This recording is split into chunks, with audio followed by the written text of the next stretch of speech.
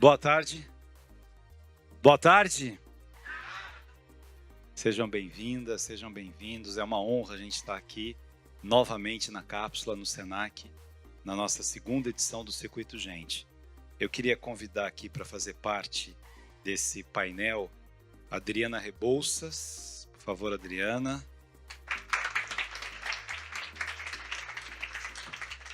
Ela é professora e gestora na Escola Pluricultural Odê Caiodê.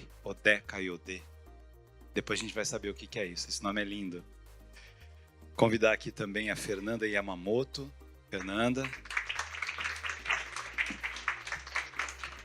Fernanda é Senac São Paulo. Ela é uma das responsáveis pela implantação do ensino médio lá. Tem muito a acrescentar com a gente aqui hoje. E o padre Anderson Pedroso, por favor. O padre é um magnífico reitor da PUC Rio de Janeiro.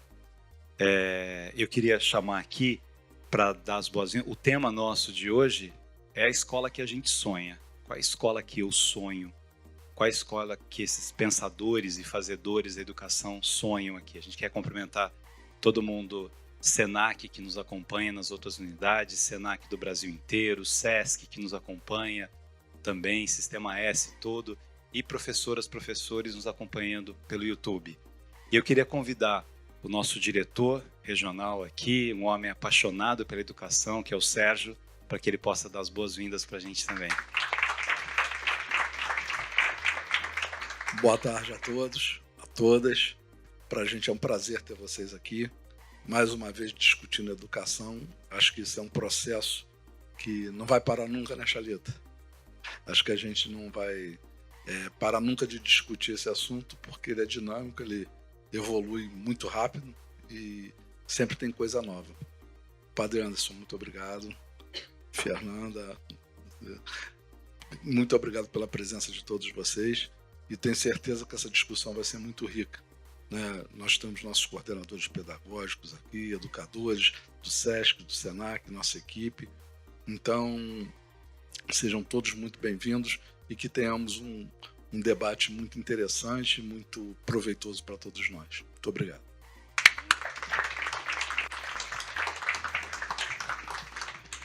Agradecer a presença da nossa diretora regional do SESC também, SESC, SENAC, irmãos, casa e irmãs. Tânia, essa mulher apaixonada pela cultura, educação e cultura juntos, né? Os coordenadores, como foi bem mencionado, Gabriel e Murilo, que são lutadores aqui para que esse circuito aconteça. E só fazer uma rápida introdução. Quando a gente pensa em educação, educare, ajudar as pessoas a colocarem para fora o que elas têm de melhor, é muito interessante. O Sérgio disse uma coisa, a gente não está pronto, né? Os nossos processos humanos, eles são muito complexos. O ser humano é surpreendente, a gente se surpreende com a gente mesmo. E os processos de ensino e aprendizagem hoje são profundamente desafiadores. Eu acho que todo mundo que está aqui, que trabalha com a educação, quer ser o melhor educador possível. Quer pensar os sistemas educacionais da melhor maneira possível para que a gente consiga formar seres humanos. A gente quer que os nossos alunos sejam felizes, que eles tenham autonomia, que eles não desistam da vida, que eles consigam conviver com as outras pessoas, que eles deem certo. Eu acho que há tantas questões fundamentais nas nossas intenções, mas todos nós, às vezes, ficamos meio perplexos, né, diante das dificuldades do educar. Por isso esse Circuito Gente, ele quer pensar esses processos educacionais da melhor maneira possível.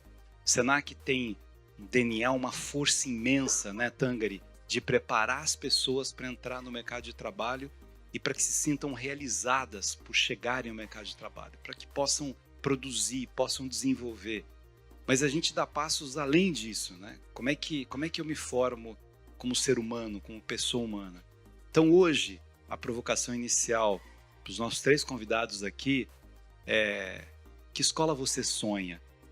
Onde você administra o que você faz já é um pouco do seu sonho? Falta muito? A gente começa com você então, Adriana. A palavra é sua. Boa noite. Mentira, ainda é boa tarde, né? Boa tarde a todas e todos. Eu peço a licença para estar aqui agora e para estar falando, para honrar todos que vieram antes de mim. Eu estou aqui representando um grupo muito grande de educadores e de crianças lá da cidade de Goiás, lá no Centro-Oeste. E isso é uma missão muito difícil, muito. Né? Eu honrar essa história, uma história de um lugar que tem mais de 30 anos e trazer um pouco de inspiração, né? A gente tem uma experiência e a gente vem aqui compartilhar um pouquinho do que a gente faz para inspirar, né? A gente só pode pensar em sonhos se a gente estiver inspirado, estiver feliz, né? Quem sonha triste, né? Ninguém que está triste sonha. Então a gente vem desse lugar para pensar e para trazer um pouquinho dessa experiência. Eu sou Adriana, sou educadora, trabalho na Odeca IOD há mais de 20 anos. Me inspiro nessa prática, né, enquanto transformação minha e das pessoas que passam comigo. Odeca IOD significa, em língua iorubá, o caçador que traz alegria. Então, eu trabalho junto com a Emicleia, que está aqui, depois vocês vão escutar um pouquinho aí na hora das perguntas, numa escola chamada Escola Pluricultural Odeca IOD.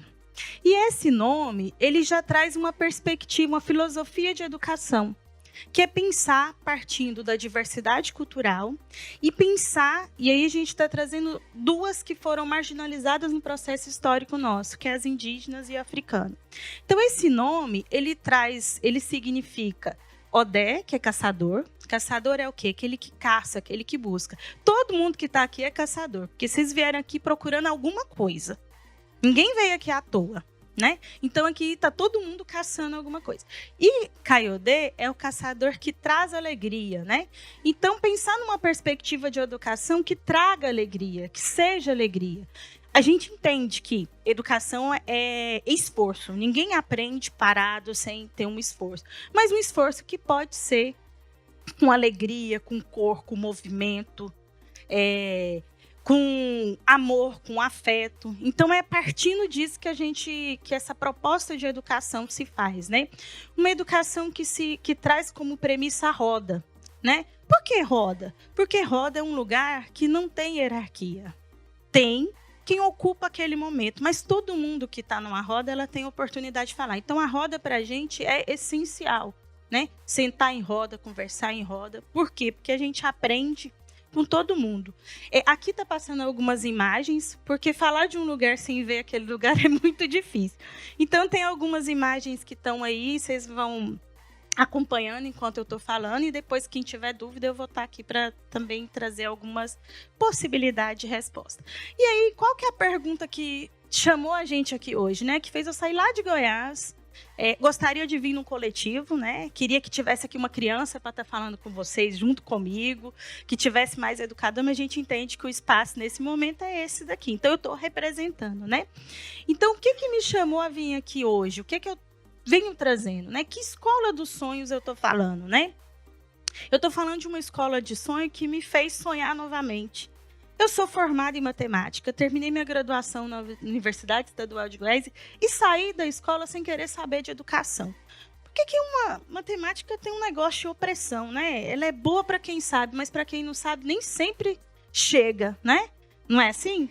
Então, e eu saí da universidade sem querer saber de educação. Foi aí que eu encontrei, ou fui encontrada, pelo Espaço Cultural Vila Esperança e pela Escola Pluricultural Odeca IOD. Por que Espaço Cultural Vila Esperança? Porque ele é o mantenedor da Escola Pluricultural Odeca IOD. A Odeca IOD é uma filha desse lugar, desse espaço, né?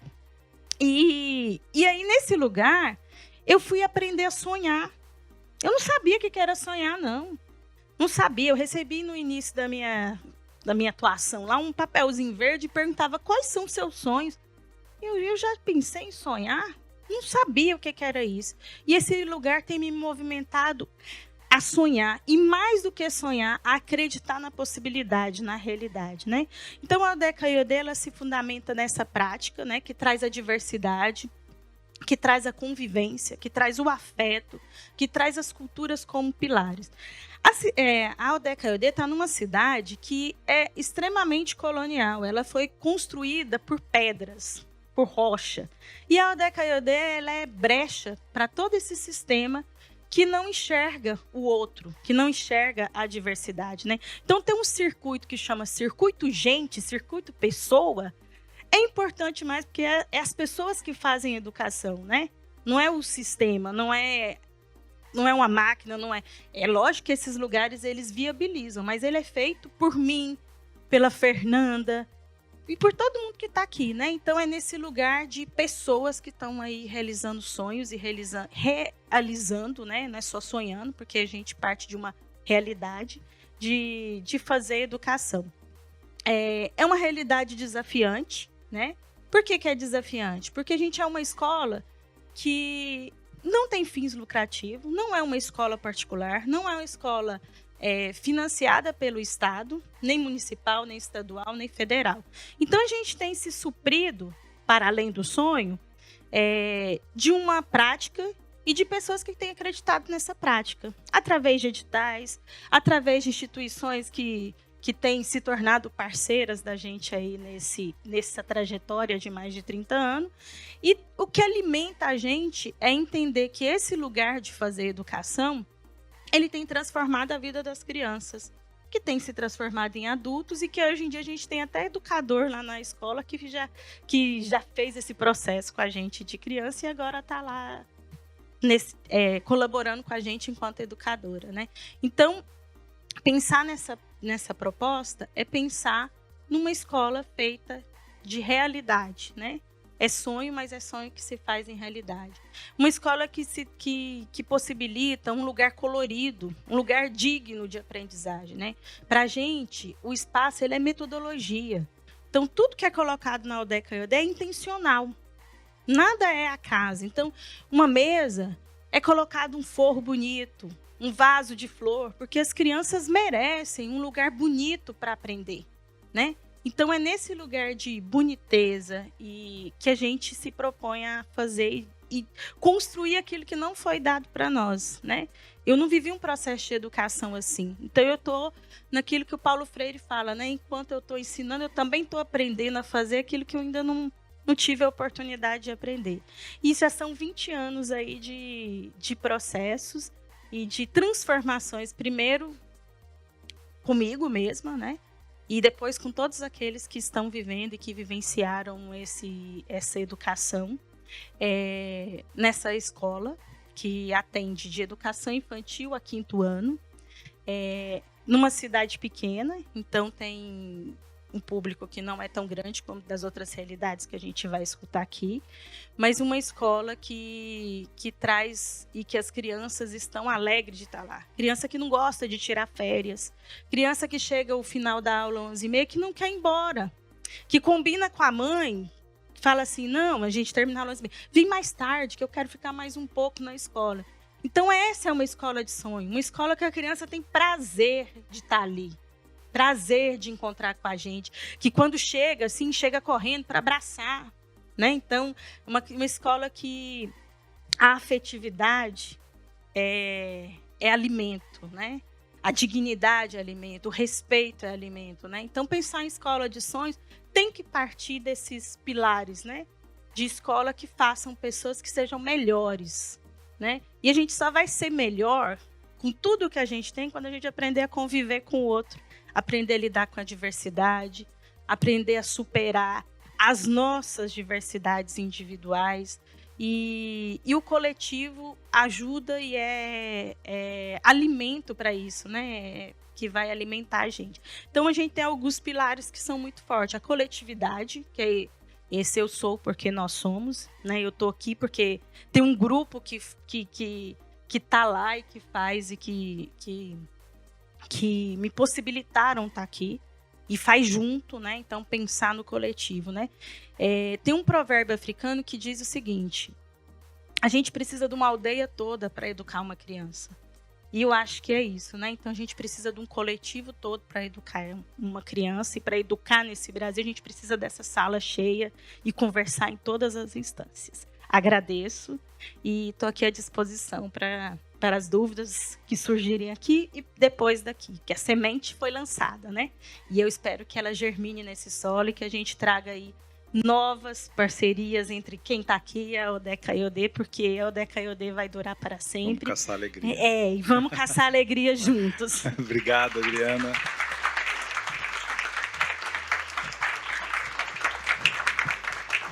Muito bom. Só para vocês entenderem a dinâmica, ela respeitou absolutamente o tempo ali, 10 minutos. Então, nessa primeira etapa, cada um está fazendo uma apresentação de 10 minutos. Depois eu vou fazer uma pergunta para cada um deles, eles vão responder em 3 minutos e depois vocês. Aí a participação de vocês na relação com eles. Pessoal, boa tarde. Tudo bem? É uma honra para mim estar aqui participando com vocês desse evento. Acho que, como a Adriana colocou, né, o nome já diz muito, né, o Circuito Gente, de fato, que é quem faz mesmo, né, a educação, que faz acontecer. Então, obrigada pela recepção, por me ouvir um pouquinho. Vou tentar fazer igual a Adriana aqui no tempo. Bom, com a pergunta, né, que o Chalita trouxe para a gente, que é, de fato, qual é a escola que a gente sonha, né? Eu vou trazer para vocês uma experiência que eu tive a oportunidade de participar muito de perto do Senac São Paulo. E começou justamente assim, pensando em qual escola que a gente sonhava. Em 2017, eu passei a fazer parte de um grupo lá no Senac São Paulo, chamado Grupo Ensino Técnico, e a gente fazia muitas pesquisas voltadas para a educação profissional, para a educação como um todo. E foi muito na época da aprovação da Lei 13.415, que trouxe a reforma do ensino médio, né? E, nesse contexto, a gente identificou a oportunidade dessa oferta e passamos a fazer pesquisas depois da aprovação dessa proposta, mas uma pesquisa principalmente voltada para a escola que a gente quer, para a escola que a gente sonha. E essa pergunta ela veio muito a calhar porque, de fato, foi assim que o ensino médio do Senac São Paulo começou. A gente até brincava que, sabe aquele meme que tem 2 menininhos, fala, o que queremos? E era muito disso, né? O que queremos? E a gente foi atrás, a gente fez muitas pesquisas, a gente visitou muitas escolas, desde escolas públicas até as escolas privadas que a gente brinca que são aquelas super premiums, enfim, né, com mensalidades astronômicas, mas para entender muito do que a gente queria para cá, né, do que a gente queria para esse ensino médio. E numa dessas pesquisas, a gente identificou que os alunos do ensino médio, em geral, eles tinham um problema de sentido, de identificar, que às vezes eles não identificavam de fato o sentido de estar lá. Por que eu estou fazendo esse ensino médio? E como uma escola, né, de educação profissional muito tradicional, que é o Senac, né, com uma tradição aí de oferta de mais de 70 anos, a gente teve muita essa preocupação. E qual que é o sentido do trabalho também? O que significa preparar para o trabalho na educação básica? E que a gente entendeu desde o início que vai muito além de um ofício, né? Que essa preparação ela é maior. E olhando para o ensino médio, né? O que a gente poderia oferecer, o que a gente identificou já desde esse início? Que a gente precisava de uma proposta que de fato estivesse alinhada com o discurso e a prática, para que a gente não escrevesse um documento muito bonito, mas que não desse condições operacionais para que essa proposta pudesse ser, de fato, implementada. Então, a gente trouxe o aluno como protagonista da sua própria aprendizagem e também como protagonista na construção do seu próprio projeto de vida, e isso já foi um dos pontos do currículo. A gente identificou que a fragmentação curricular também era um grande problema e que muitas vezes os alunos não identificavam no meio daquelas 13 divisões o que estava sendo dado e qual que era o sentido daquilo. Então, a gente trabalhou por área do conhecimento, essa é uma escolha alinhada à Base Nacional Comum Curricular, mas que também fez muito sentido na oferta como um todo. E a gente trouxe a formação técnica e profissional, né, ou seja, o curso técnico, de forma integrada ao ensino médio. Mas integrada não só na matrícula, mas integrada de fato, educacionalmente. E para isso, a gente trabalhou com um grupo de professores intensamente. E nesse período a gente identificou muitas possibilidades de integração, tanto da formação técnica com a formação geral básica, como entre as áreas do conhecimento. E como isso era rico, porque alterava, assim, o currículo. Então, quando eu vou trabalhar, por exemplo, uma questão específica de cabeamento estruturado dentro do técnico em informática, o que será que eu vou estar trabalhando dentro de ciências humanas? Vou olhar para o solo? É necessário também trabalhar junto? E a gente foi identificando isso, em conjunto com os professores. É um grande desafio, dá bastante trabalho, mas é muito, muito gratificante, porque você vê que de fato acontece.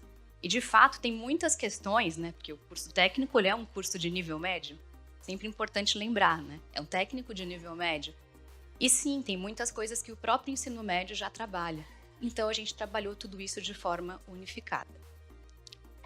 Outro ponto que a gente trouxe muito forte para esse currículo, e ainda na linha da escola que sonhamos, da escola que queremos, a gente falou, bom, o Senac é uma escola inclusiva, que preza pela diversidade, né, que está olhando para todos os tipos de trabalho e que tem essa visão do trabalho em sua forma ontológica mesmo, e como eu falei, não é só numa profissão específica, é maior. Então, a gente tem hoje uma distribuição nas turmas que é de 50% de alunos pagantes e 50% de alunos bolsistas, o que também já traz um outro olhar para quando a gente fala da diversidade. E para isso, pensando no engajamento dos alunos, pensando em como trabalhar com isso, né, nessas turmas que são, em sua maior parte, de adolescentes, a gente tem os projetos.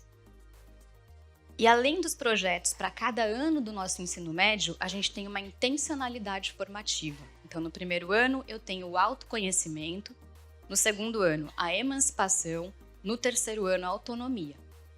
E essas intencionalidades, elas guiam todos os componentes curriculares. Então, as áreas do conhecimento, a formação técnica e profissional e os projetos. O projeto do ano letivo e o projeto de vida. E vendo os alunos trabalharem em grupos, vendo como que tudo isso estava acontecendo ali, eu sempre falo, né, como a Adriana trouxe também, que os alunos falam muito melhor do que a gente. Né? Acho que alguns de vocês já conheceram alguns dos nossos alunos e eles explicam muito melhor. Porque eles trazem isso nos próprios projetos, nas palavras deles. Logo na primeira turma, a gente teve uma aluna que fez o projeto dela, o projeto do ano letivo dela, era para um aplicativo de música para surdos. Porque ela identificou no grupo dela que tinha uma aluna surda que precisava, e aí juntos eles elaboraram isso, né? Um outro aluno desenvolveu um aplicativo também, na época, voltado para a preparação financeira para as pessoas que não têm conhecimento. Porque ele identificou ali no grupo dele isso, que algumas coisas muito básicas para alguns, os outros não conheciam. E isso é uma turma diversa, é uma turma heterogênea, mas com uma metodologia muito própria, uma metodologia de educação profissional própria e também de formação geral básica, que proporciona essa integração também entre os alunos. E é claro que sem condições mínimas aí, operacionais, né, para que os professores, para que as unidades trabalhem, a gente não conseguiria. Então, a gente tem hoje, né, nessa proposta, um planejamento integrado, realizado pelos professores. Então, eles têm um momento específico para cada área do conhecimento, em conjunto com a formação técnica e profissional, para estar ali, para fazer, de fato, um planejamento único, para que a gente não tenha ali uma junção, né, de pequenos planos. E, além disso, a gente tem um dia de projetos na escola. E esse dia de projetos, todos os professores da turma estão juntos. A gente sabe que essas são condições que nem todas as escolas conseguem, mas que faz muita diferença quando a gente pensa de fato numa integração efetiva, né, que dê certo.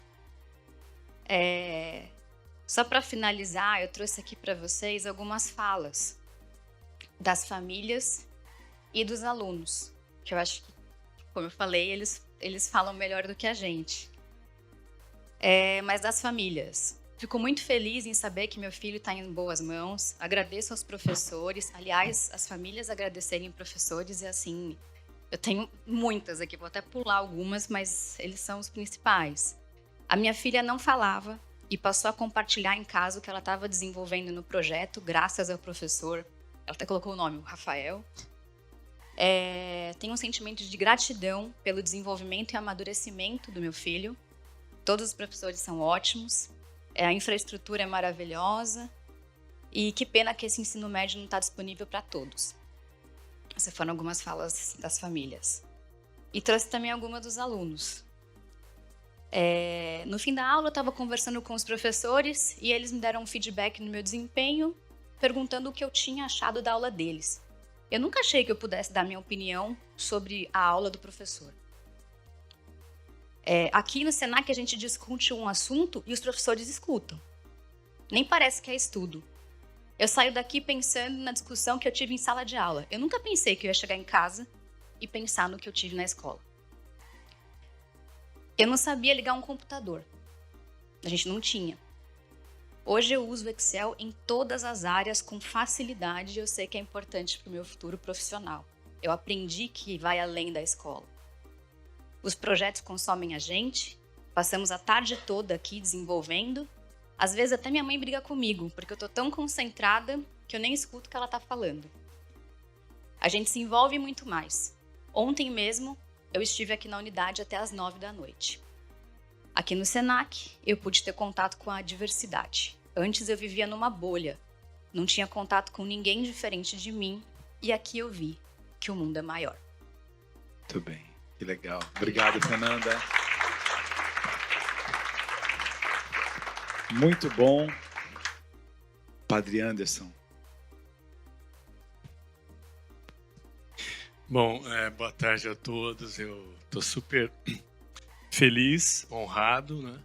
Quero agradecer muito a vocês. Chalita, um prazer, né, te encontrar.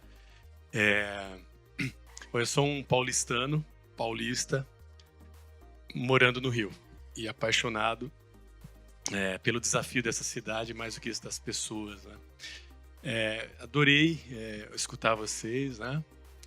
Odeca Iodê, né? Oxóssi, né?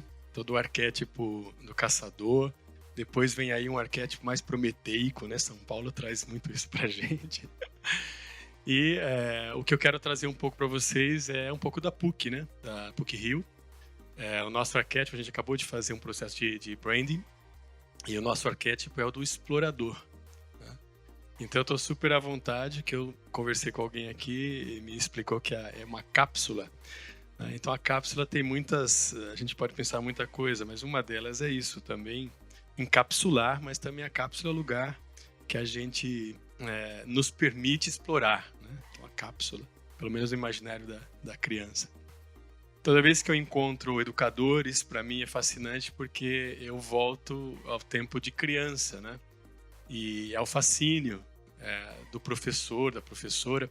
Eu estudei numa escola, nasci em São Paulo, na capital, mas fui morar no interior, uma cidade chamada Lençóis Paulista, a princesinha dos canaviais. Porque toda cidade pequena tem autoestima grande. E Lençóis tinha o grupo escolar Esperança de Oliveira, né? Foi o primeiro professor negro, né? E uma homenagem para ele para nós era só um quadro, né? E um quadro, mas a gente respirava um pouco isso. E a cidade pequena na época, agora desenvolveu muito, era uma cidade, porém, que tinha aparelhos culturais, década de 80. Aparelhos culturais que favoreciam uma educação que apontava para um método mais integral, né? Então a gente tinha a Casa de Cultura, né? Depois eu fui descobrir que era um modelo desenvolvido na França, né? Malraux e os grandes intelectuais pensaram nisso, Casas de Cultura. E tinha também a Biblioteca Municipal, que era no centro, depois da escola, tinha a escola, a igreja e a biblioteca. A Biblioteca Municipal Orígenes Lessa, um imortal que passou pela cidade, o pai dele era pastor presbiteriano, e deixou a biblioteca, né? Um imortal deixou a biblioteca para que cidade? Lençóis Paulista, a princesinha dos canaviais. Bom, breve introdução, mas para dizer, eu assumi a PUC há pouco tempo, né? Um grande desafio, uma universidade que, se a gente for pensar a história da PUC, a PUC tem um histórico de inovação, o Plano Real está completando 30 anos, né, nasceu um pouco naqueles pilotis de uma reflexão, de uma necessidade de acabar com a inflação que estava destruindo, né, o nosso país. Na PUC nasceram também as primeiras políticas de inclusão, né, foi de algumas conversas ali, que hoje a gente tem o ProUni. Então, é uma universidade que conseguiu trazer a inteligência carioca, a inteligência do país e promover num espaço democrático condições para que se pensasse políticas públicas. Então, a escola que eu sonho é a escola da minha infância, mas, ou seja, uma escola afetuosa, uma escola com gente, uma escola com métodos diferentes, uma escola que se constrói com relações, mas uma escola também apoiada por políticas públicas e por uma visão de país. Nós precisamos ter uma visão de país. Eu estou falando por último, e até parece que em ordem de grandeza, né? Começa a escola fundamental, ensino médio, ensino superior. E eu sinto cada vez mais que tudo o contrário, né? A gente acabou de ter um congresso na PUC das escolas jesuítas. E o que a gente aprendeu lá foi o seguinte, que a universidade tem muito a aprender com o ensino fundamental e com o ensino médio. Eu vou dizer uma coisa aqui que pode até parecer uma heresia, né? Mas às vezes, quando a gente entra numa universidade, a gente tem a impressão de estar no modelo do século XIX, com professores formados no século XX e alunos nascidos no século XXI. Então a gente tem todo um desafio para poder integrar, né, todas essas temporalidades, né, que são camadas, né? E talvez a volta, né, para a escola fundamental, a volta para aquela experiência fundamental de liberdade, de busca, de, né, o caçador, aquele que boa a curiosidade, né? Estou entrando no campo do Chalita, da filosofia, do espanto, né?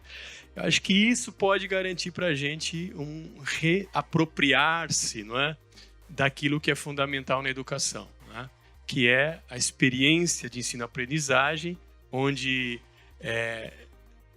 cada pessoa vai se sentir renovada. Eu acho que cada vez que a gente aprende, ensina, aprende, a gente se renova, a gente se posiciona novamente. A categoria da experiência é fundamental, né? Então, eu sou jesuíta e para nós é fundamental a categoria da experiência, fazer a experiência ao lugar de se não só de se reconhecer, mas também de se constituir como pessoa e ser humano. Então, a categoria da experiência tem que estar implantada em tudo que nós fazemos. Sem fazer experiência, não se aprende de fato, não se ensina de fato, né? Se tem talvez um destacar-se muito positivista, de regras, e não se envolve. Então, fazer experiência é fundamental. Essa categoria eu acho que tem que ser redescoberta e colocada como fundamento para nós.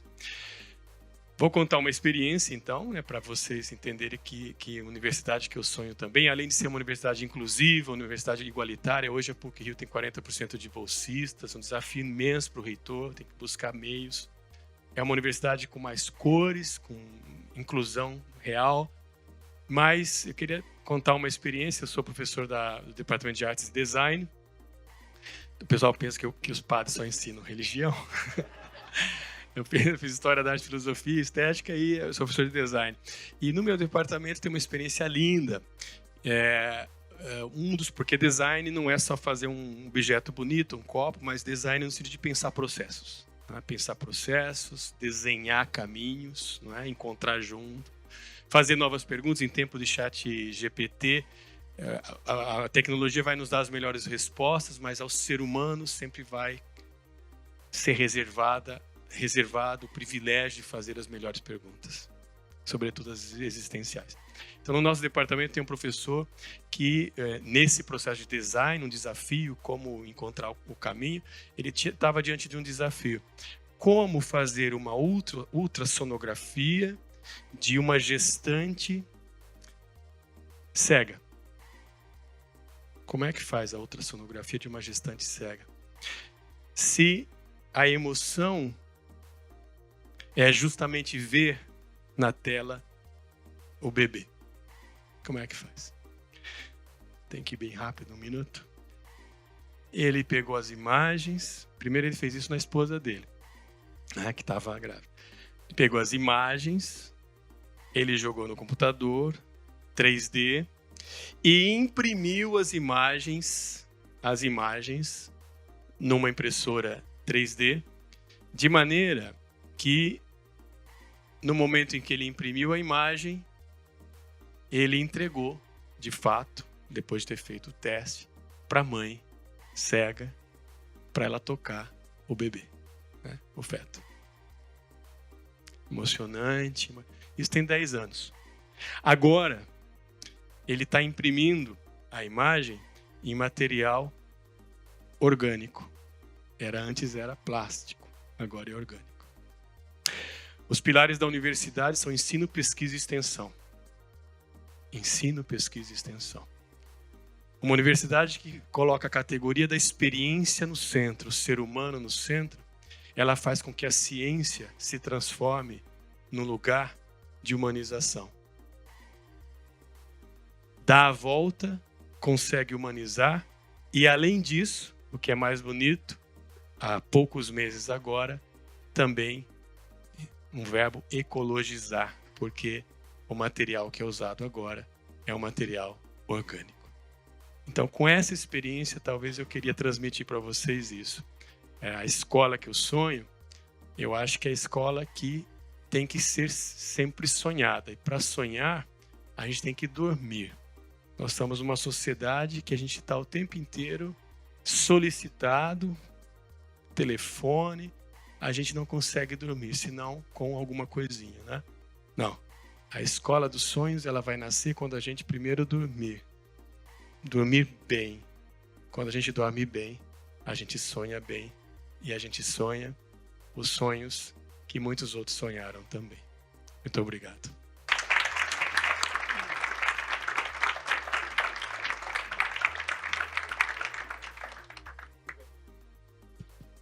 Agora, só queria anunciar aqui, agradecer muito, depois eu vou pedir para ele falar um pouquinho, o presidente do FEComércio, Queiroz, pessoa que a gente ama tanto.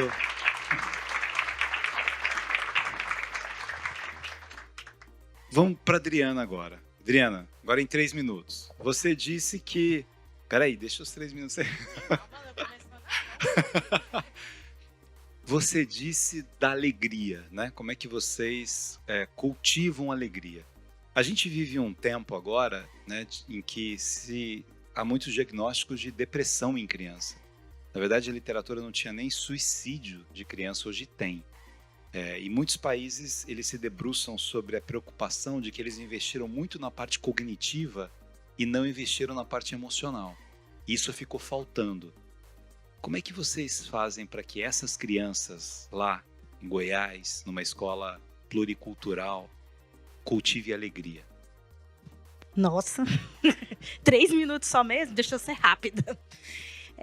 Primeiro, a gente trabalha com identidade, né? Essa possibilidade de eu me reconhecer, de saber minha origem, de saber minha história, de valorizar quem eu sou. Então, eu acho que isso é essencial para eu pensar em alegria, né? A gente tem um projeto que chama Ancestralidade, que as crianças pesquisam a história da família delas, dos avós, dos bisavós. Então, eu acho que a gente começa isso, se reconhecendo. Depois, eu acho que um ponto para essa questão é a questão da empatia, que é esse cuidado, né? Sempre esse cuidado com o outro. Então, as crianças cuidam demais uma da outra, né? Percebe que um está triste, pergunta o que está acontecendo. Às vezes a criança precisa ficar um pouquinho ali e depois vai lá e conversa. Outra questão é a questão do protagonismo. As crianças na UDECA-UD, desde muito cedo, são estimuladas a ser protagonistas da vida delas, né? Cada um da sua e cada um com a sua força. Então, a gente tem um governo que chama Governo Mirim, que é uma organização infantil onde tem o presidente e a presidenta, né? Então, a gente trabalha com essa questão da equidade, então tem as duas, não é vice, é presidente e presidenta. E tem todo o ministério e tem os seus representantes. Então, esse coletivo, eles pensam alternativas, possibilidades para aquele grupo. A gente está querendo organizar uma partida de futebol aí. que é uma coisa que movimenta, né? Esporte é sempre questão de alegria. Vai lá e vai atrás desse governo. A gente está pensando em organizar o dia do brinquedo na escola. Então, são movimentos que as crianças fazem. E as crianças, a questão da roda é essencial. As crianças têm muito o que dizer. E a gente, na maioria das vezes, tem muito pouco tempo para escutá-las. E a gente privilegia muito essa questão da escuta, né? De escutar, de criar possibilidades. Então, acho que esses são alguns pilares para essa questão da alegria. E, assim, quando a gente tá falando de escola, né? Escola é lugar de conhecimento. É muito bom quando a gente está aprendendo alguma coisa. A gente fica muito feliz. Vocês já tiveram essa experiência? E a gente fica muito triste quando a gente não consegue alguma coisa. Então, a escola também é um lugar da gente aprender a lidar com as frustrações, mas também de ser lugar de caçador, de força. Não, eu não estou dando conta disso hoje, mas eu tenho o dia da manhã. Eu tenho um dia da manhã para fazer melhor. E sempre nessa busca de autonomia, de protagonismo, de sempre devolver a pergunta, de construir isso juntos, né? A gente se alinha com os conhecimentos que são necessários, né, nessas bases todas, mas para além dela do encontro, né? Encontro de pessoas. Então, é muito nesse sentido. Não tem uma resposta certa, tem. Nossa, né, eu estou falando isso, se a amiga responder, cada um vai dar uma possibilidade desse lugar, assim. E da coletividade, a gente caminha junto. Juntos somos Muito melhores. Bom. Obrigado, Adriana. Muito bom. Fernanda, o Senac Rio foi lá para São Paulo, que é uma coisa muito legal, né? O presidente Queiroz tem esse pensamento, o Sérgio também, que a gente tem que dar as mãos o tempo todo, ver o que está dando certo num lado, num outro, dialogar. E aqui vai nascer, a partir do ano que vem, um ensino médio, dialogando toda essa parte propedêutica de formação humana com a parte profissional. São Paulo já nasceu o ensino médio, hoje já são 10 mil alunos, uma experiência muito legal. E para a gente foi muito interessante, né? O Rio e visitar São Paulo, depois São Paulo veio visitar o Rio. Eu acho que a gente aprende um com o outro. Então a pergunta é a seguinte, nós vamos começar agora, ano que vem. O que a gente não pode errar nesse início aqui, no ensino médio Rio de Janeiro? Só pergunta fácil, né? Vamos lá. Como você colocou, a nossa experiência ela começou em 2019. A gente começou com uma escola, 78 alunos. Agora a gente está em 27 unidades no estado de São Paulo, com 10 mil alunos. Nesse período, a gente tem acompanhado, claro, mas muito de perto, para entender todas as necessidades. E aí, olhando assim para todas mesmo, desde condições de trabalho, carga horária, escala, ambientes. Então, qual que é o ambiente que eu preciso para, de fato, colocar ali, né, em prática essa escola que a gente desenhou, que a gente concebeu? Quais são as equipes necessárias? Qual é a formação que eu preciso? Periodicidade e por aí vai. Acho que a gente já aprendeu muita coisa, mas a gente continua aprendendo, né? E aí também, para a gente é muito gratificante, a gente está muito feliz de poder compartilhar essa experiência aqui com o Senac Rio. A gente sempre se coloca muito à disposição e a cada descoberta nova também a gente já conta, olha, quando vocês forem fazer, já faz isso, né? Enfim. Mas, voltando para a pergunta, né, eu acho que o principal é garantir que os professores planejem juntos. Acho que esse foi eu posso dizer que foi um dos principais aprendizados. Esse espaço, né, de planejamento de fato, para que os professores possam conversar, para que a gente tenha uma situação de aprendizagem que faça sentido do início ao fim, né, do curso. A gente tem hoje um dia para cada área do conhecimento. Então, por exemplo, segunda-feira eu só tenho aulas de linguagens, terça-feira aulas de ciências humanas, quarta ciências da natureza, quinta matemática e sexta, por exemplo, só projetos. A formação técnica ela acontece dentro de cada uma dessas áreas do conhecimento, né? E claro, dos próprios projetos. E para isso, sem planejamento, acho que a primeira coisa que eu já posso dizer para vocês, não acontece. Porque a gente precisa que tenha muita coerência no que a gente vai trabalhar. Então, se entra, por exemplo, na sala de aula, um professor de linguagens, especialista em artes, e o que ele está trabalhando em sala de aula não dialoga com um professor, por exemplo, de língua portuguesa, não faz sentido. Os alunos vão olhar e falar, mas espera aí, não era integrado? Né? E aqui, e na formação profissional, será que está integrado mesmo ou eu tenho só professores diferentes? Então, acho que o principal é isso, é valorizar a carreira docente, pensar mesmo no professor aí como o principal desse momento e principalmente de forma integrada, tá? E também colocando que o professor da educação profissional, né, como vocês já sabem, muitas vezes ele não tem uma formação de professor, ele passa a dar aula. E eu acho que essa valorização também ela é imprescindível, porque as necessidades para um professor de educação profissional que atua no ensino médio, elas são diferentes. Então ele vai trabalhar com um novo público, vai trabalhar com famílias que até então ele não estava tão acostumado, né, diferente do professor que trabalha só no ensino médio. Então, essa integração, esse momento, né, e a participação aí de vocês, de fato, né, ativa ali o tempo todo com eles, é essencial. Muito bom. Padre, pegando as duas reflexões aqui, né? A Adriana foi lá na alegria, na dimensão pluricultural, na valorização dos indígenas, na valorização das nossas raízes, dos elementos culturais.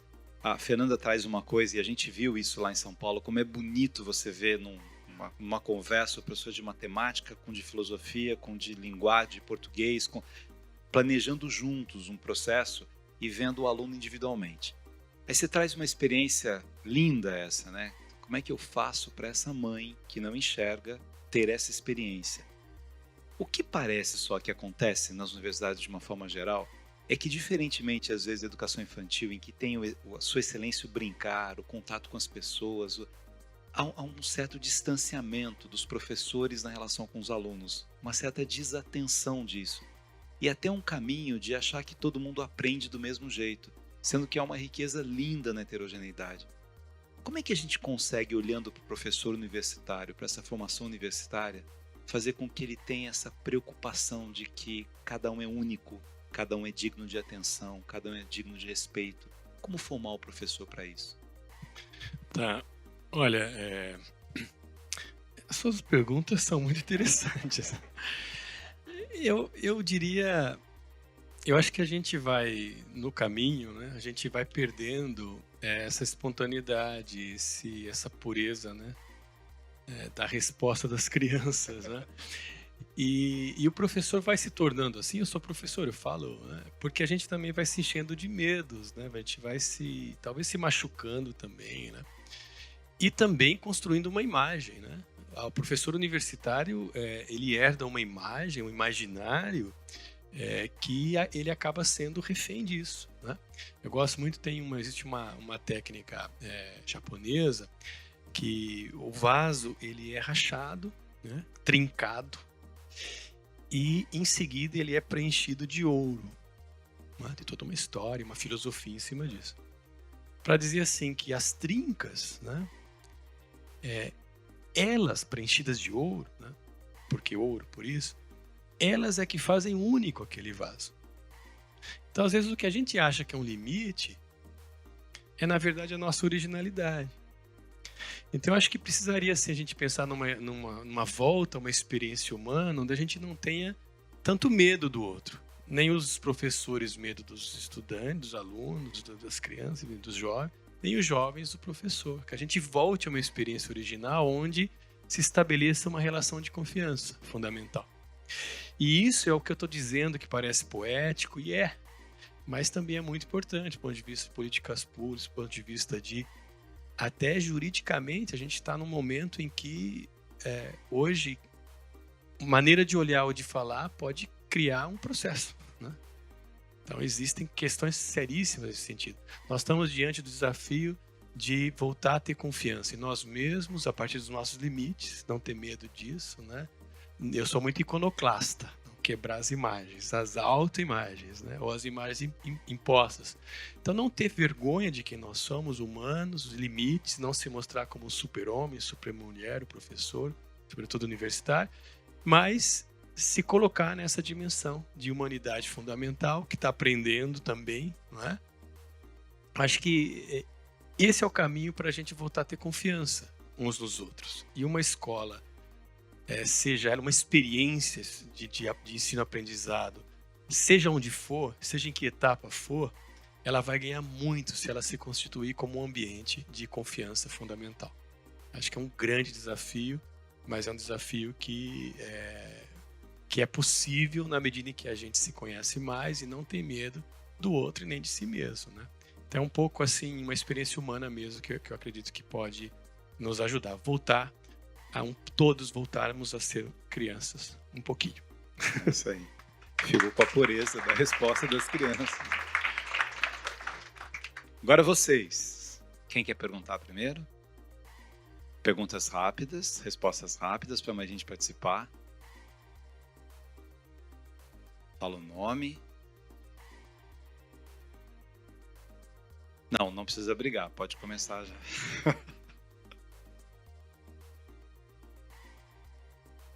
Vamos lá. Tânia.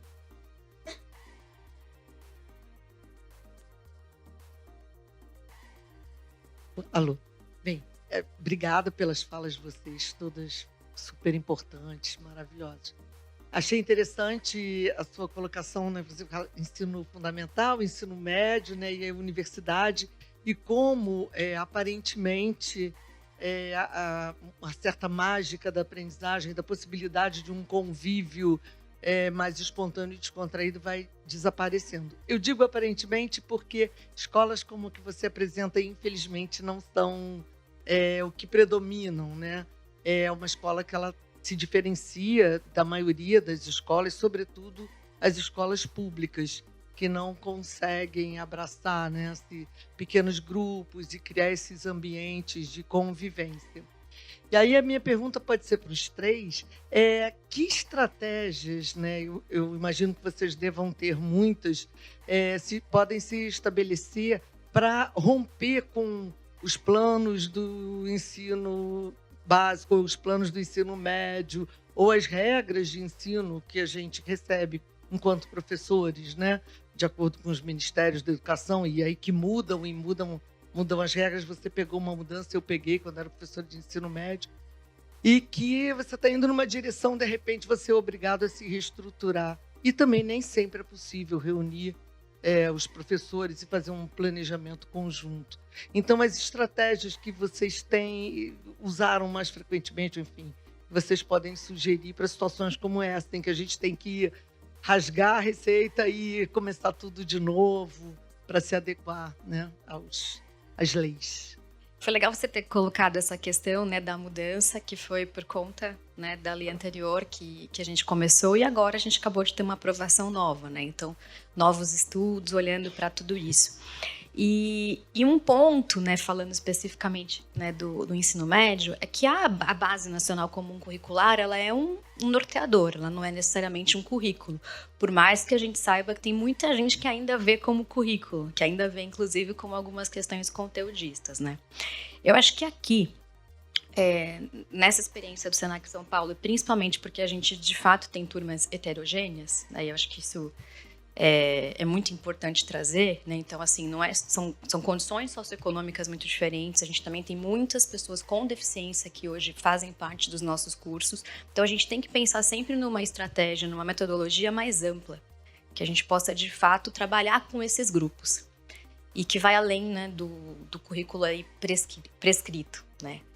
A gente desenhou, de fato, um currículo por competência, e aí, nesse currículo, a gente coloca sempre as competências das áreas do conhecimento, que essas, sim, estão na base, estão na BNCC, com as competências de cada perfil profissional de acordo com o título do curso, então, informática, inteligência artificial, multimídia, né, e por aí vai, e principalmente trabalhando por projetos. Quando a gente trabalha, de fato, por projetos, que não é um projeto prescrito, não é algo que a escola mesmo determina que o aluno vai fazer, não, pelo contrário. Eu vou trazer aqui uma temática maior, e aí quem vai decidir esses projetos vão ser os alunos, com, obviamente, a orientação dos professores.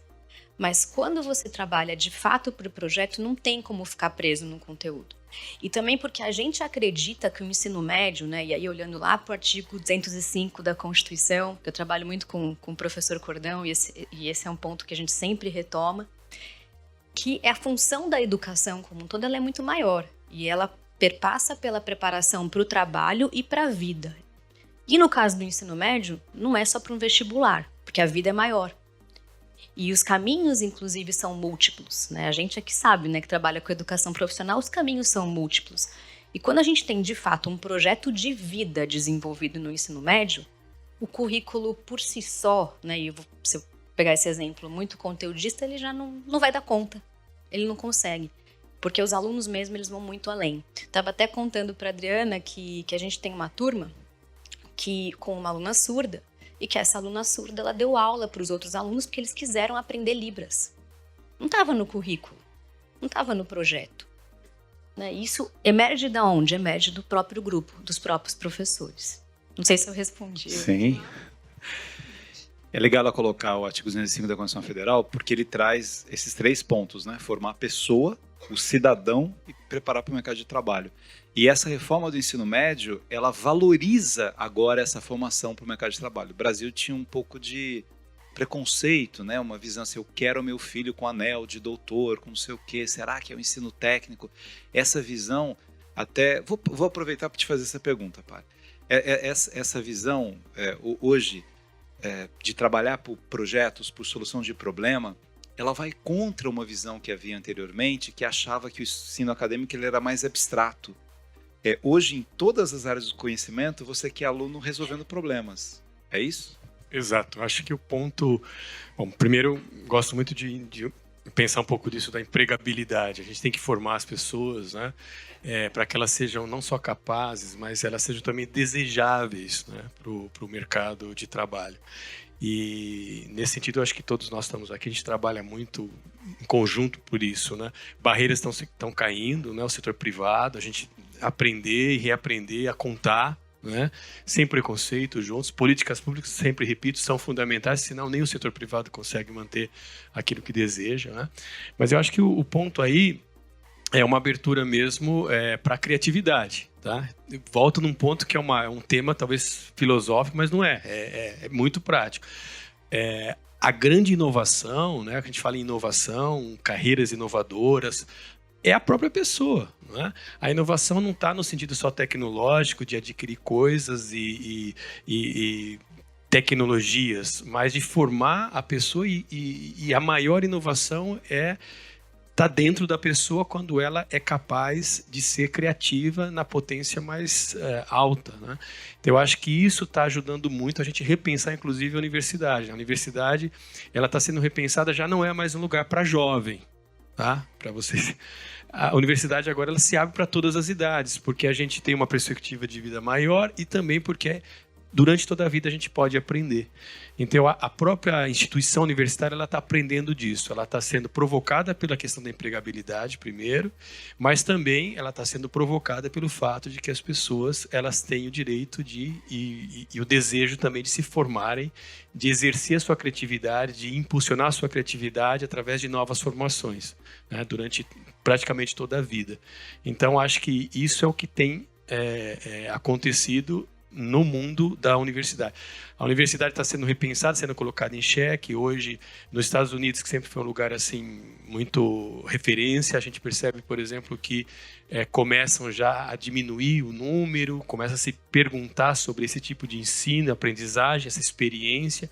Acho que a universidade ela sempre vai existir como possibilidade, mas ela não é a única possibilidade e ela está cada vez mais tendo que se confrontar com o mundo real, novas carreiras e novas formas também de exercer o trabalho. Então, eu acho que é isso. Apostar muito mais na criatividade. Se não for isso, a universidade, falo pelo meu setor, ela pode estar com, não digo os dias contados, mas ela vai diminuir muito a sua função. Então, a universidade, resumo, está aprendendo pela realidade, empregabilidade e a necessidade no mundo contemporâneo de se ser inovador pela criatividade. E para responder a sua pergunta, o que a gente tem feito como método é tirar coisas, porque a gente coloca muita coisa. Tirar coisa. Quanto mais a gente tirar, é quase que um elogio do ablativo, do tirar. tirar coisas. Tem muita coisa. Tem que tirar coisa para que tenha espaço de criatividade e o próprio grupo possa exercer isso, né? Lá na PUC eu coloquei uns balanços também. Balanço. Coloquei. O pessoal falou, mas o que é isso? Para pensar. Porque às vezes também as pessoas pedem umas coisas pra gente e falam assim, vai dar uma balançadinha pra ver o que você pediu. Para ver se é isso mesmo. Porque tem isso também, porque manter uma estrutura administrativa não é brincadeira. Então, às vezes o pessoal pede coisa, ou então falta criatividade. Então, balançar um pouco faz pensar.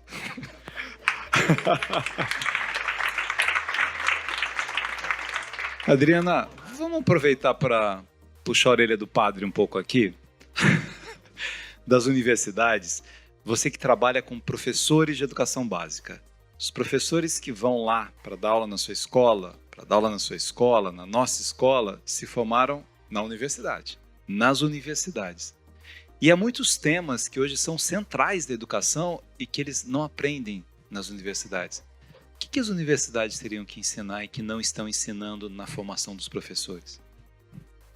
Nossa. 1 minuto. Eu acho que o encantamento. Eu acho que falta encantamento na educação. E outro ponto que eu acho que falta, indignação. Eu acho que são 2 pontos que eu acho que a universidade precisa caminhar aí junto, né? O encantar, descobrir na educação e no chão da escola essa possibilidade de se realizar, né? E se não vai embora, gente, porque educação não é para amadores, não, é para quem, né? E o outro desse lugar de se indignar, de se perguntar, de procurar soluções, né? É muito fácil falar que não está dando certo, é muito fácil reclamar. A gente é numa sociedade de todo mundo reclama. Mas a gente precisa procurar soluções, né? Então, eu acho que esse lugar do indignar é muito nisso, né? Então, qual que é meu papel nisso daí?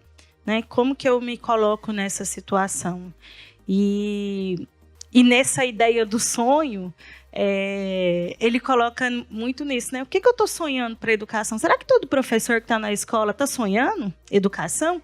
Ou está ali se ocupando só, né? Então, acho que são perguntas essenciais para quem está na escola, né? Não adianta ter um planejamento com todo mundo se tem gente que não quer estar ali. Né? E aí a gente entra em muitas questões, a questão da valorização do professor e da professora, né? Dessa questão da carreira, mas eu acho que são esses pontos assim, que eu acho que a universidade precisa ajudar a gente a refletir mesmo. Assim. Muito bom, muito legal. Quem mais pergunta? Vamos lá? Microfone ali.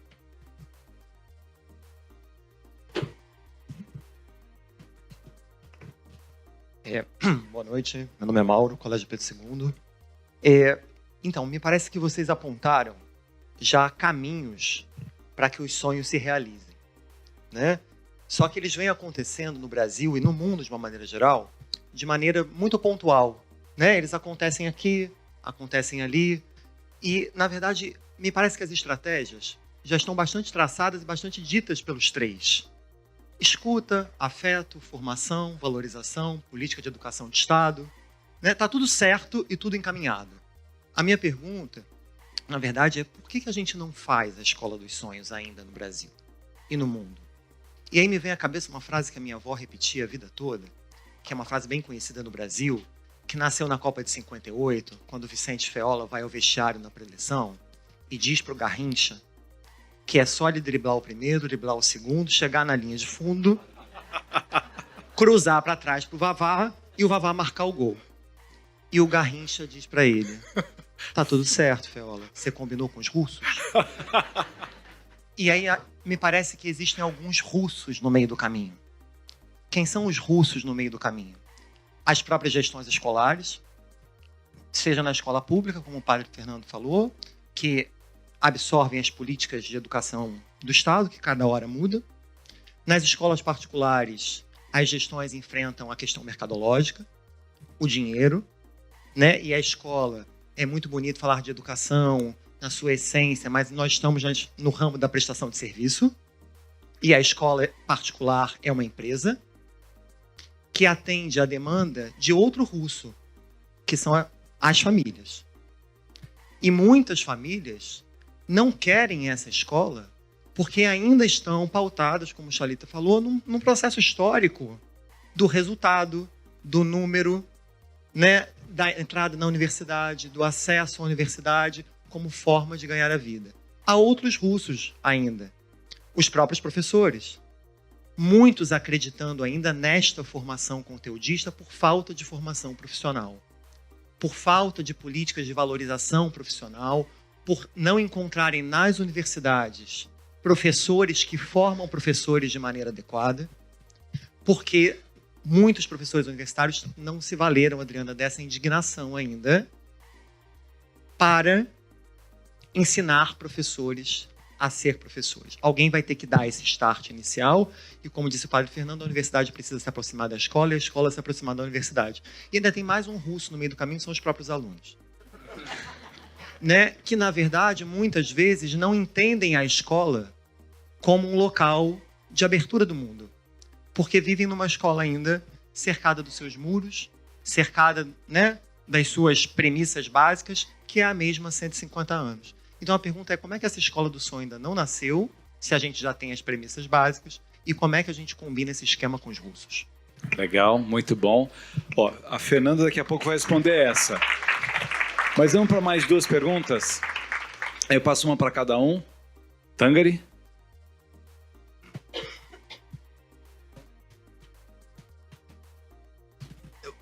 A minha pergunta complementa um pouquinho do que já foi dito e é uma preocupação que a Tânia levanta, como é que sustenta uma escola como essa? E no caso da educação profissional, a Fernanda levantou uma questão que é essa liberdade que a educação profissional tem. A educação mais regulada, ela não tem essa tão liberdade, ela é muito curricular. A nossa é muito mais de formar para o trabalho. Que trabalho é aquele que o mercado nos diz que requisitos que ele necessita. Durante muitos anos, e até agora, a gente entendeu a educação profissional como ensinar a usar a ferramenta. Né? Então, eu vou lá embaixo, eu ensino arado, ensino machado, e vou evoluindo, ensinar a ferramenta, torno mecânico, por aí vai. Chega agora, o mercado de trabalho diz para a gente o seguinte, não preciso da técnica, isso é pesquisas e a gente nota em cada sucesso, né? Cada curso que tem, e no mercado de trabalho, quando a gente pesquisa. Ele diz o seguinte, a parte profissional, a parte da ferramenta, da técnica, a gente ensina aqui, até porque ela muda todo dia, ela muda a cada momento com as novas tecnologias. O que a gente precisa é desta capacidade de você aprender a aprender, a capacidade de refletir e tal. Então, trazendo isso para essa experiência do Senac São Paulo, a gente tem dois mundos aqui. A gente tem uma evasão extraordinária no ensino médio no Brasil, no ensino básico, de chutar o Rio até menor, 18%, tem estados que chegam a maior de 40%, ensino médio.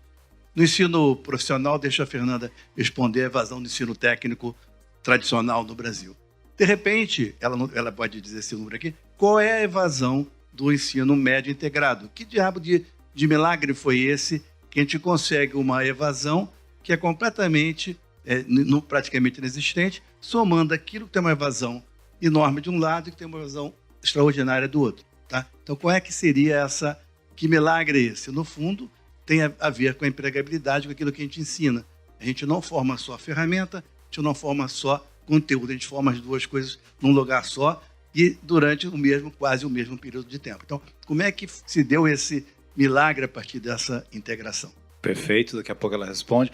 É bom porque ao responder isso, você vai responder a dele também. Como é que se construiu essa escola?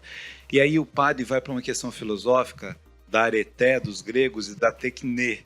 Como é que a gente tinha uma preocupação com a técnica, né? Com a tecne de um lado, e com a arete, que era a virtude, né? Essa paideia, essa formação do homem, a redescoberta da arte, da cultura, dos envolvimentos todos. Como é que se dá isso? Outra pergunta? Mais uma só. Chalita, tem uma pergunta aqui que veio do YouTube. Ó, que chique. Eu acredito que, inclusive, tenha vindo lá da galera da EDECA. Opa! A pergunta, a professora Adriana poderia falar sobre o governo mirim da Escola Pluricultural EDECA-EOD. Qual é a importância dessa iniciativa na formação cidadã das crianças e adolescentes de Goiás? Muito bem. Então agora os três vão responder e depois a gente encerra. Começa com você, Fernanda. Acho que pensando um pouco maior, né, e você deu vários exemplos, desde famílias, né, os próprios estudantes, mas você falou bastante das questões das políticas. Na minha percepção hoje, né, e aí muito focado aqui no médio integrado, acho que a gente tem um problema de políticas públicas que muitas vezes não conversam.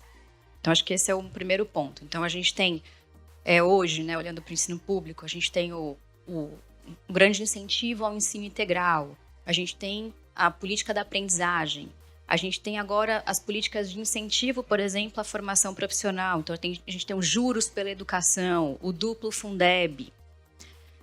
Só que eu falo que elas às vezes não conversam tão bem, que por mais que elas estejam muito alinhadas, né, com o PNE, principalmente aí com a Meta 11, o que eu vejo? Eu vejo uma política da aprendizagem que às vezes a escola de ensino integral não libera o aluno para fazer. Né? Então, acho que é um exemplo.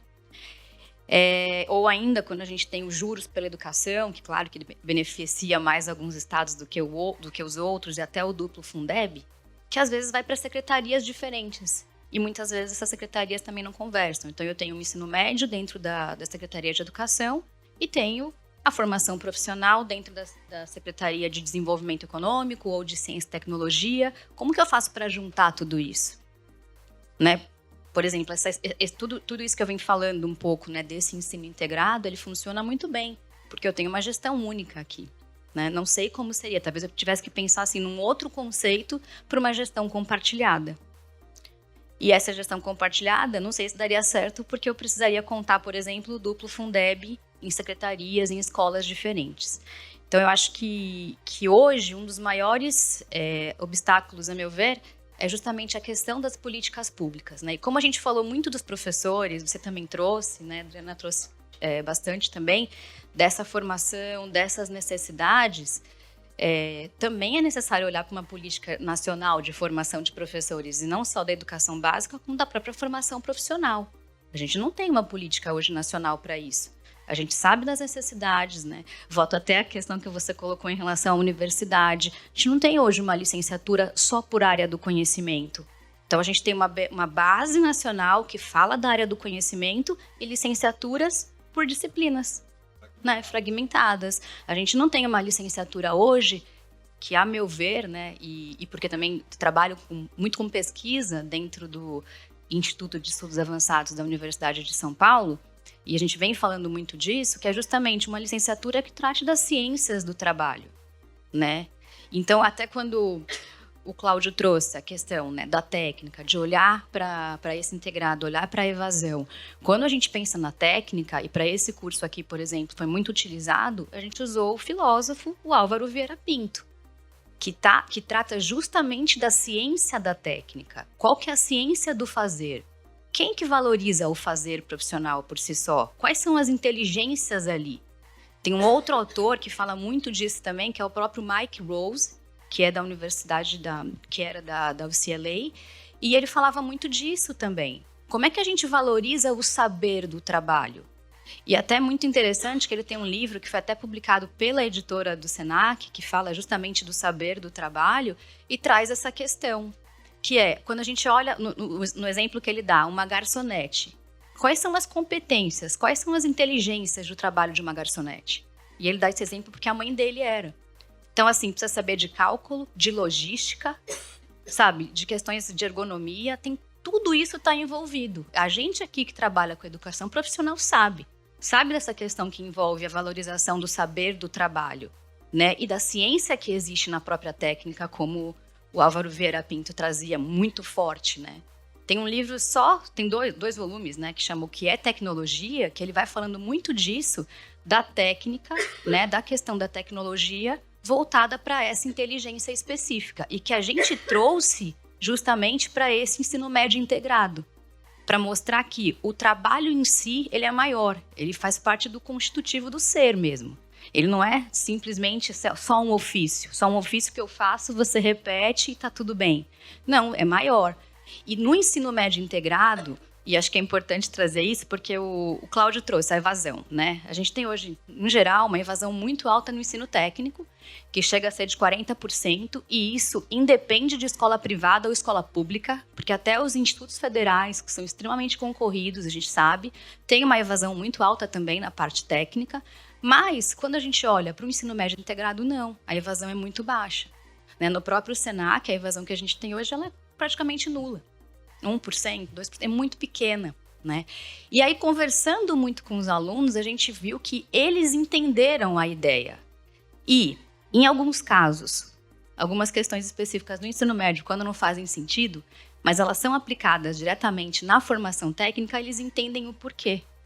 Então, eu estou trabalhando aqui com uma fórmula específica de química, nunca tinha entendido, por que eu vou usar isso?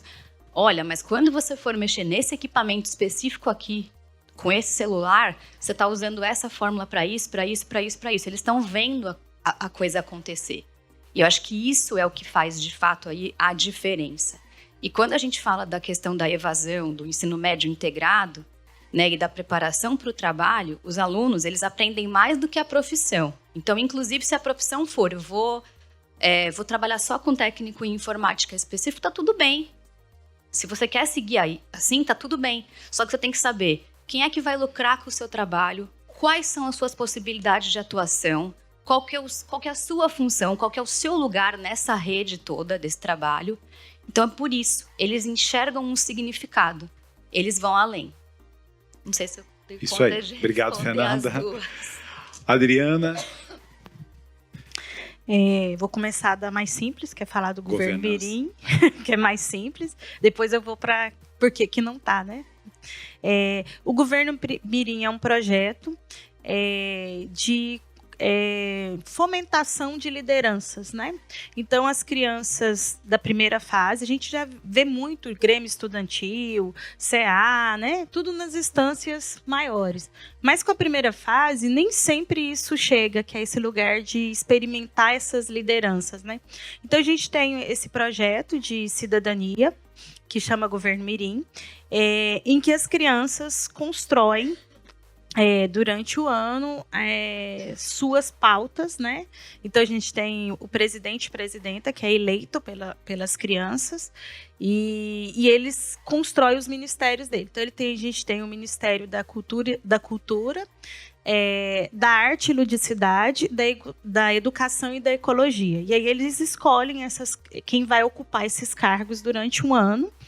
E cada grupo faz a eleição do que seria o deputado, que seria o representante da sala, né, do grupo ali menor. E aí esse governo ele atua durante um ano, e aí eles têm reuniões semanais, né, que eles encontram para discutir as demandas do grupo ali, e tem dado muito certo, né? As crianças têm se experimentado esse lugar, né? Eu acho que ser protagonista e criatividade não são coisas inatas, a gente tem que movimentar isso daí, criar condições para ser. Então, eles apresentaram um projeto de lei na Câmara de Vereadores, que foi aprovado, que é uma medalha chamada EDUM, que vai premiar mesmo as crianças do município que têm iniciativas transformadoras para o município, né? Então, a gente tem experimentado algumas situações desse processo de educação. É um processo, então as crianças passam por esse processo e é uma... Eu queria ter feito parte de um governo mirim. E sobre a pergunta, né? Por que ainda a gente não tem escola de sonhos? Eu acho que a gente ainda pensa que vai surgir um modelo, e eu tenho medo de modelos. Eu acho que a gente tem que ter escolas que inspirem a gente, né? E aí entender que o Brasil é um lugar muito diverso. E aí a gente tem que se inspirar dessas práticas aí que cada um tem, né? Para fazer a escola dos sonhos, a gente precisa de dinheiro, que é uma outra situação desafiante, né? A gente da ODECA-EOD tem um desafio grande de resistir há 30 anos sem recurso financeiro, está sempre nessa busca. Mas eu acho que esse também é um desafio, por que não? As escolas que às vezes aparecem como escola dos sonhos têm mensalidades que não é para todo mundo. A gente é uma escola comunitária que funciona com contribuição, cada família contribui com o que pode, quem não pode também vivencia esse processo, né? Então não tem mensalidade. E aí a gente esbarra nesse desafio financeiro mesmo, né? E aí eu aproveito do lugar que eu tenho aqui, eu estou aqui, né? Não vim à toa, para quem tiver interesse de apoiar essa iniciativa da ODECA-EOD, vai ser muito bem-vindo. Eu acho que ela tem que durar para sempre, mas a gente precisa de pessoas que venham juntos ser parceiros aí. A gente tem o trabalho da gente para oferecer, então a gente atua também como formação de professores, atende pessoas que vão em Goiás, mas a gente também vai nos lugares. Então, essa é uma escola que eu acredito que seja do sonho e eu quero inspirar outras. E para ela continuar, a gente espera que saia daqui pessoas que venham colaborar com a gente. Obrigado, Adriana, legal. Pare para concluir. Tá. Bom, primeiro, eu acho que falta virtude mesmo, né? Falta virtude. Todos os lados, né? Eu ia responder exatamente no mesmo sentido. A gente tem que lutar contra a pobreza. É a pobreza que impede com que os... Primeiro, não vamos para um lugar ideal. A escola dos sonhos é a escola onde as pessoas sonham. Elas sonham porque elas dormiram. Dormiram bem. Elas dormiram bem porque elas comeram. Porque elas tiveram dignidade. Então, nós temos que lutar contra a pobreza. Eu tenho uma visão muito mais de desenvolvimento, né? Humanista, claro, mas de desenvolvimento, de boa gestão. Nós não temos que ter medo de ter uma boa gestão, de entender as melhores práticas, né? A virtude vai juntando tudo isso, né? Eu acho que a virtude não é para que sejamos, mais uma vez, admirados ou na direção de um ser humano ideal, de uma imagem de si. A virtude talvez seja mais um meio de reunir possibilidades de servir, de conviver. Não é? A virtude passa por aí. Eu não vejo a virtude isolada no indivíduo, mas distribuída na sociedade. Então, o primeiro ponto, eu acho que os russos, no fundo, é a pobreza. Uma sociedade que empobrece, a gente está no Rio, é uma sociedade que se torna cruel e que vai perdendo em humanidade, né? Eu tenho os meus estudantes, somos uma universidade comunitária. Gosto de explicar isso, porque a PUC-Rio aparecia nas novelas na TV, né, como lugar de patricinhas. Hoje, a PUC-Rio, 40% são bolsistas, né? É uma universidade de direito privado e função pública, uma universidade comunitária. E a gente luta contra isso. Eu tive alunos que me diziam: reitor, eu tinha dinheiro para vir, mas não para voltar de ônibus, né? Então a gente tem um fundo, a gente tem um sistema de solidariedade. Quem estaciona um carro na PUC-Rio está pagando um almoço no bandejão, porque as políticas públicas são insuficientes. O aluno ProUni, ele tem garantido de ter aula na universidade, mas como ele chega e o que ele come, nós é que temos que prover. Então eu acho que a primeira coisa é todos lutarem contra a pobreza, né? Desenvolver esse país. Ciência, tecnologia tem que ser voltado para isso, para humanizar, né? Então o primeiro ponto é esse. E segundo, eu acho que a pergunta, né, do Chalita, isso da Tecnei, da Areté, né, é recuperar também um pouco o tempo que nós estamos, né? Eu estudei um autor que ele dizia assim, que nós estamos num novo renascimento. O Renascimento, Michelangelo, ele era engenheiro, ele era pintor, ele era escultor, ele era... Então nós temos que formar as pessoas por aí, não é? É um novo renascimento. E a arte, né, até o conceito de arte, lembra muito artimanha também, né? Então é a capacidade de escapar das aporias ou das dificuldades pessoais, existenciais e coletivas. Então nós temos que investir muito em arte, mas quando eu digo investir em arte, não é no sentido somente que é bonita a arte, artes cênicas, artes visuais, arte como produzir algo, mas investir em arte no sentido da criatividade, né? Temos que ser mais criativos. Para quê? Para sermos mais bonitos? Também, mas mais do que isso, para lutarmos contra, repito, a desigualdade, a pobreza. Uma sociedade menos desigual é uma sociedade que realiza mais e que faz o gol que a gente está esperando. Que a gente precisava fazer, combinando com os russos. Obrigado. Pessoal, para a gente terminar aqui, agradecendo muito a Adriana, a Fernanda, o Padre Anderson, a presença de vocês.